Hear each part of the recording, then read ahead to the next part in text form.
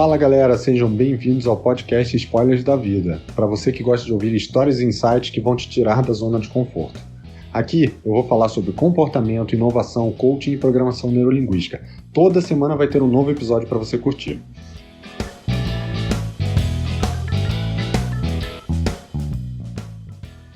Fala pessoal, final do ano chegando e é hora de fazer aquela retrospectiva sobre as nossas metas, sobre os nossos objetivos que surgiram lá no início de 2019 e que a gente falou, não, esse ano eu vou engordar, esse ano eu vou emagrecer, esse ano eu vou fazer um curso, esse ano eu troco de emprego, enfim. Muitas resoluções, vamos ver se a gente chegou no final do ano e realmente fez.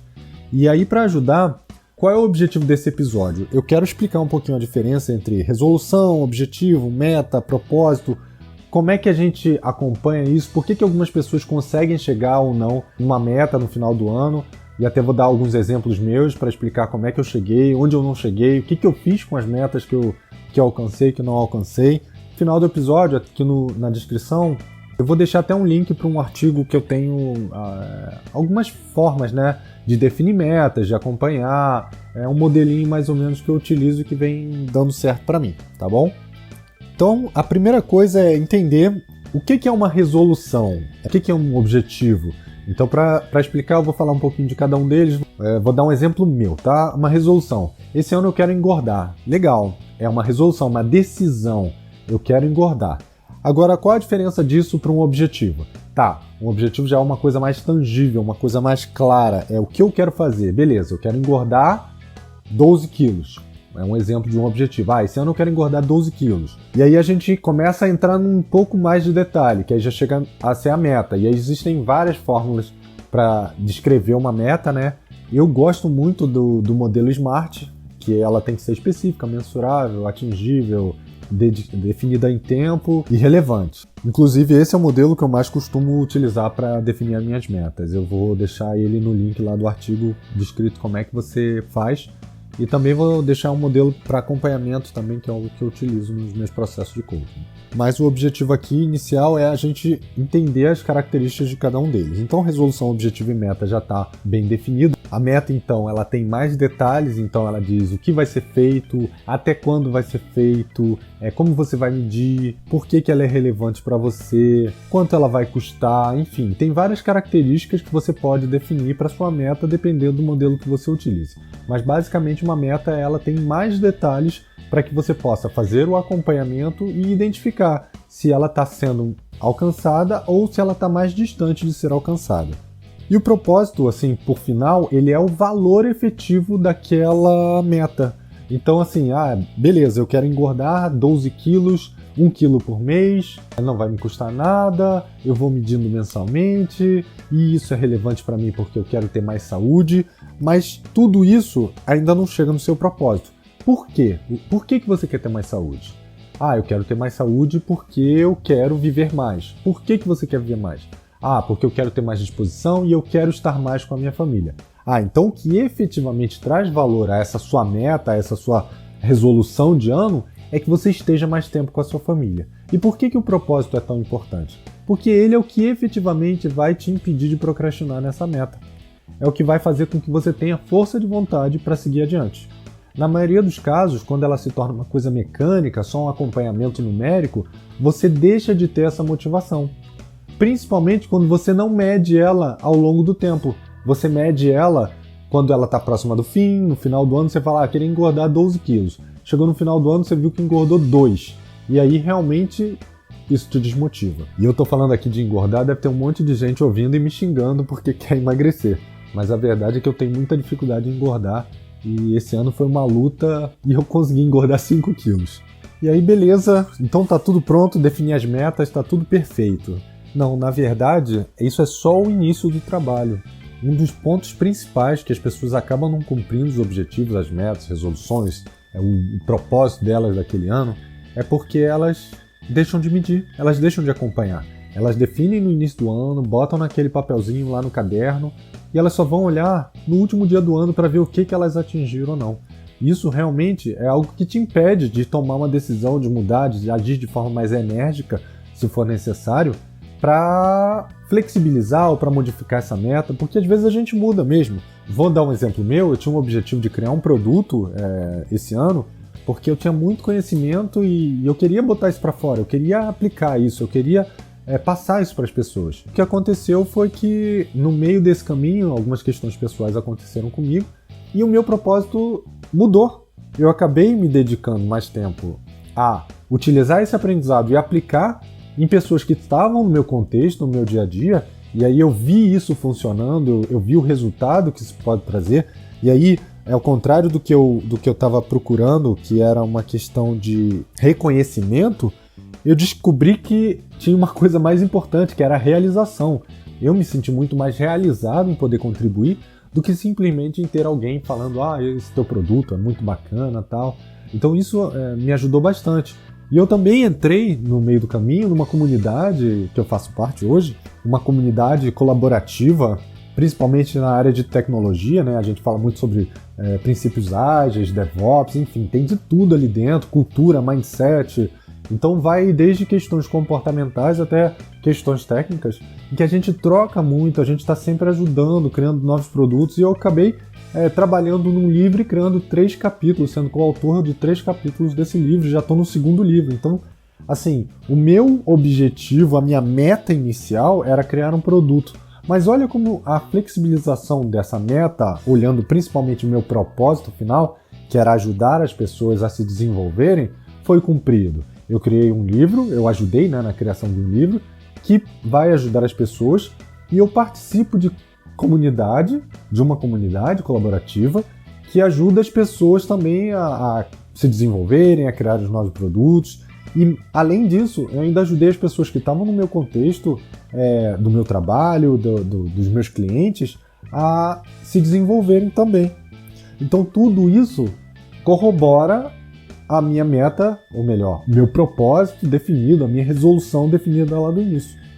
E o último ponto, obviamente, a gente tem que celebrar a cada vitória. Muitas pessoas veem a meta de forma macro, e isso é uma das coisas que dificulta. E aí eu vou falar do exemplo de emagrecimento, que as pessoas acabam olhando para o final, pensando, eu quero emagrecer 12 quilos no ano. E aí ela emagrece 1 quilo, e no 2º mês ela emagrece meio quilo, e no 3º mês ela emagrece meio quilo, e aí ela desiste. Porque ela fala, não, eu tô aqui, já só perdi 2 quilos. Então ela sempre presta atenção no que ela deixa de ter do que no que ela já realizou. Em vez de celebrar, poxa, eu já conquistei a perda de 2 quilos. Então, gente, para recapitular aqui o que eu falei, para que você consiga ter uma meta, um objetivo de ano que você atinja, o primeiro passo de todos é definir o seu objetivo, a sua resolução. A partir dele, criar uma meta onde ela esteja num modelo bem claro, que você saiba o que você tem que fazer, como você vai medir. E aí a minha sugestão é usar um modelo ou 5W2H ou Smart. Qualquer um desses vai funcionar. Eu vou deixar aqui na descrição um link para um artigo meu que tem a explicação dos 2 modelos, tá bom?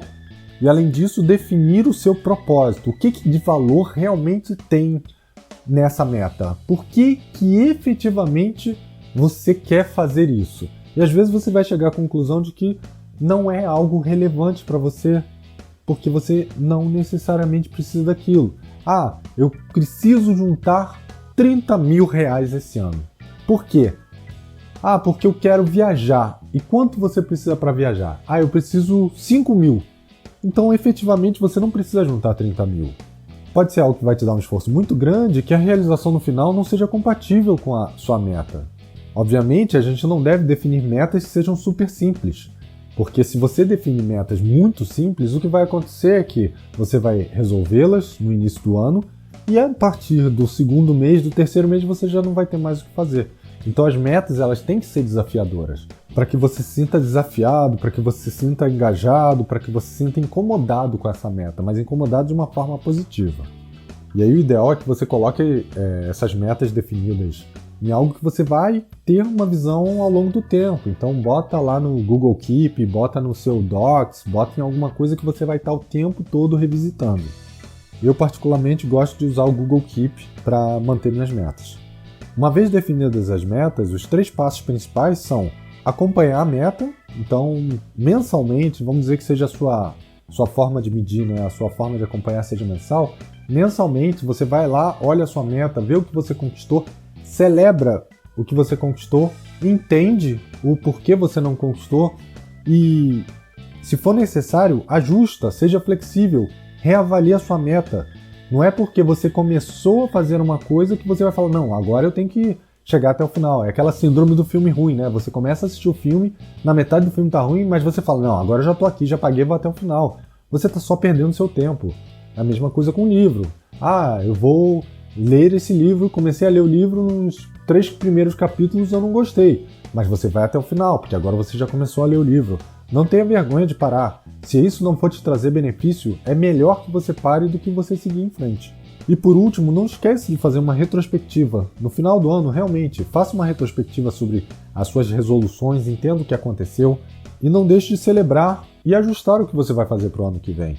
Isso é uma coisa cíclica, você sempre vai melhorar a sua forma de definir, de acompanhar, de ajustar e de executar suas metas.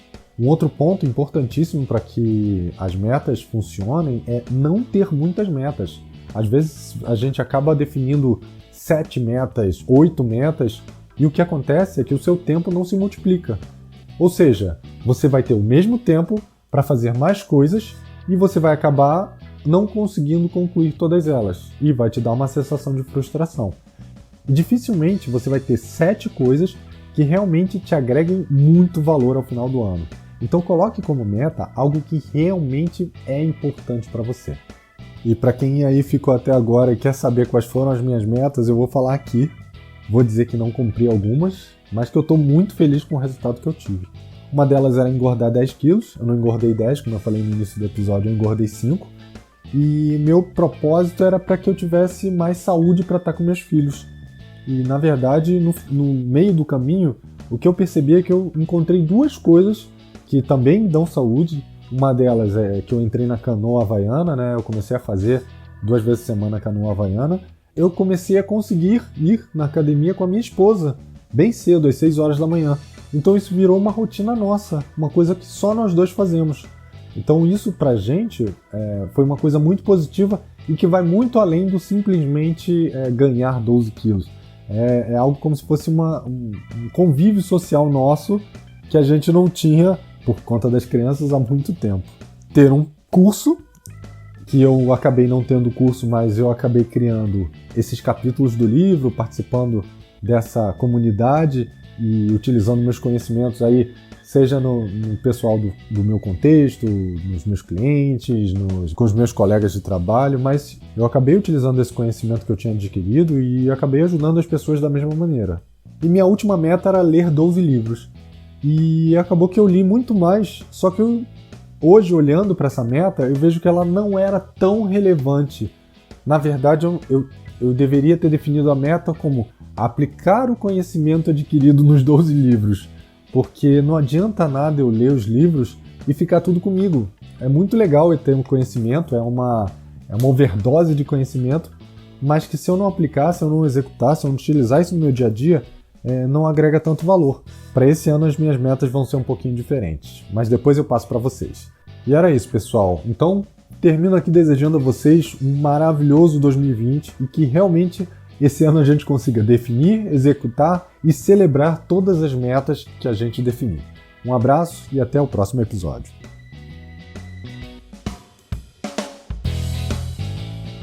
Se você curtiu esse episódio, deixe seu comentário aqui embaixo e não se esqueça de compartilhar. Eu vou deixar também os links para as minhas redes sociais na descrição. Um grande abraço e até a próxima!